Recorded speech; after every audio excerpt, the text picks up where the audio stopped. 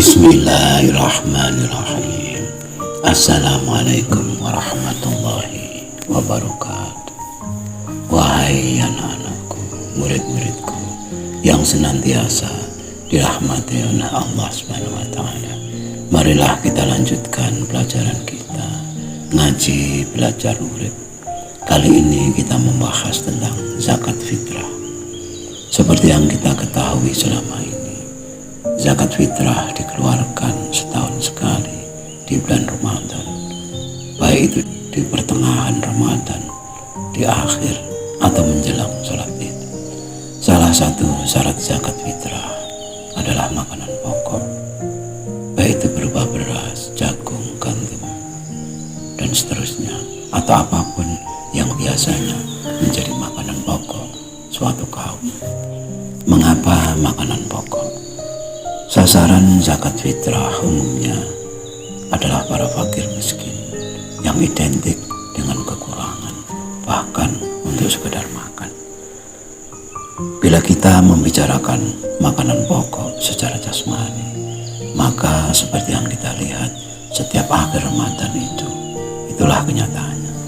Namun bila kita kaitkan dengan halnya Ramadan setiap saat, mungkin ceritanya akan sangat berbeda. Mengapa zakat fitrah hanya dilakukan setelah Ramadan?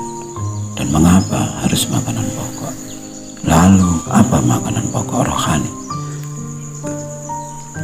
Bila jasmani kita lama kita biarkan tanpa diberi makanan, pasti merasa lapar.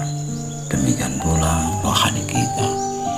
Ada istilah santapan rohani, siraman rohani, penerangan hati, pencerahan diri, dan sebagainya. Kesemua itu adalah bentuk dari memberi makan pada rohani atau jiwa kita.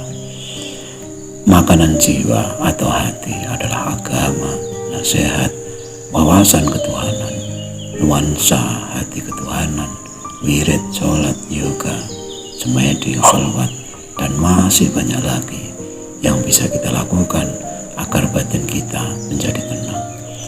Rasa syukur, terima apa adanya, mengalah, memaafkan adalah bentuk-bentuk dari jiwa yang kenyang. Dan sebaliknya, selalu merasa kurang, protes, menyalahkan orang lain, curiga, dendam, iri, penuh kemarahan adalah bentuk dari rohani atau jiwa-jiwa yang lapar atau dahaga, gersang atau tandus. Pelaksanaan hakikat Ramadan, yaitu Ramadan setiap saat yang berujung kepada nafsu mutmainah, akan menjadi sempurna dengan zakat fitrah. Zakat berarti atau bertujuan mensucikan baik itu harta atau pemilik harta, sedangkan fitrah adalah kembali seperti sedia kala, sebagaimana jiwa kita yang pada mulanya adalah suci karena bagian dari yang maha suci. Nafsu yang mutmainah atau jiwa yang tenang sepenuhnya terkendali akan mengeluarkan atau memancarkan cahaya kesucian jiwa yang dengan sendirinya sebagai bagian dari yang maha suci. Oleh sebab itu, zakat fitrah itu wajib, artinya pasti, tidak mungkin tidak atau harus. Begitu nafsunya mutmainah, pasti memancarkan atau mengeluarkan kesucian atau mengeluarkan zakat fitrah. Anak-anakku, murid-muridku, bila kita telah mengerti hakikat Ramadan, nuzul Quran, Lailatul Qadar, zakat fitrah, pastilah kita menyambut atau disambut dengan takbiran, yaitu mengagungkan asma Tuhan yang Maha Agung, dan tentu saja Idul Fitri.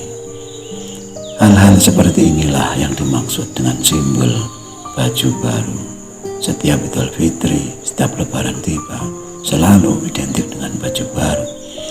Baju baru secara hakikat adalah pribadi yang baru setelah melalui proses Ramadan dan semua yang ada di dalamnya. Sekali lagi, apakah makanan pokok rohani? Pertanyaan-pertanyaan seputar kerohanian atau kejiwaan, tentu saja khusus bagi mereka yang selalu peduli, istiqomah, mempedulikan kerohanian yang menjadi sumber atau modal akhlakul karimah atau pribadi yang luhur. Bukankah tujuan dari agama adalah akhlak atau moral? Bukankah Rasulullah diutus untuk menyempurnakan akhlak? Namun kita harus sadar pada kenyataan hidup kita sehari-hari bahwa tidak banyak orang yang peduli pada hal rohani akibat dari gravitasi duniawi yang begitu kuat. Alam dunia adalah alam materi, alam fisik, alam kasat mata. Maka wajar bila kita anggap bahwa yang hidup itu adalah raga atau tubuh, sehingga semua orang takut dengan kematian karena merasa kehilangan tubuh, lupa bahwa yang hidup itu, yang di dalam tubuh, bukan tubuh itu sendiri. Tubuh adalah wadah, tempat di mana jiwa itu ada, jiwa itu bersemayam. Kita juga harus maklum bahwa selama ini surga dan neraka juga kita bayangkan secara fisik. Yang memperoleh nikmat dan siksa adalah tubuh kita. Kita lupa bahwa akhirat adalah rohani. Alam akhirat adalah alam rohani. Alam kubur adalah alam rohani. Siksa kubur adalah siksa hati atau siksa rohani. Nikmat kubur adalah nikmat hati. Hati yang penuh rasa syukur adalah nikmat kubur. Suasana qanaah atau terima apa adanya adalah rahasia nikmat kubur. Dan hal itu hanya mungkin kita lakukan atau kita alami bila sambungan jiwa kita dengan yang maha jiwa tidak pernah putus, tidak pernah ngedrop. Ibarat handphone yang ngedrop atau mati daya, sebagus apapun, semal apapun handphone yang kita punya, tak akan ada gunanya. Jangankan untuk menghubungi, untuk menerima saja tidak mampu.